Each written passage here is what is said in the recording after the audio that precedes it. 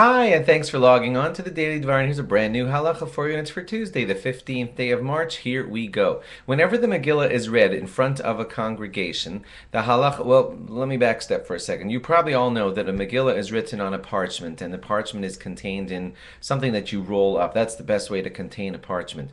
If you wanted to conveniently read the Megillah to the congregation, what you might want to do is have it all rolled up the way a Torah is kind of rolled up, and then just roll to each column as necessary as the reader gets to that column. Well, guess what? We don't do that.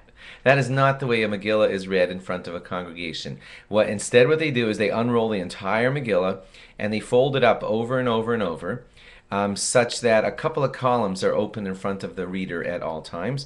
And then when he gets to the next fold, they kind of mush it over to the other side, and then he continues to read from the next available column as they undo the folds. The reason that they do it that way is because the Purim Megillah, towards the end, when Mordechai and Esther start commanding the Jewish people that this should be read forever to the Jewish people, it is referred to as an Igeres.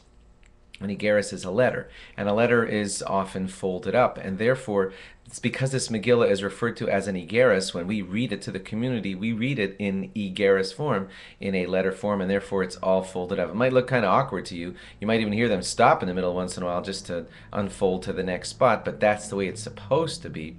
So at the beginning of the Megillah and at the end, you will see them doing that whole folding routine and stopping in the middle sometimes just to get to the next fold of the next column, and that's on purpose because it's supposed to be treated like an Igeris, like a letter sent to the Jewish people for reading each and every year. Thanks for logging on. Log on again tomorrow for more. Bye-bye.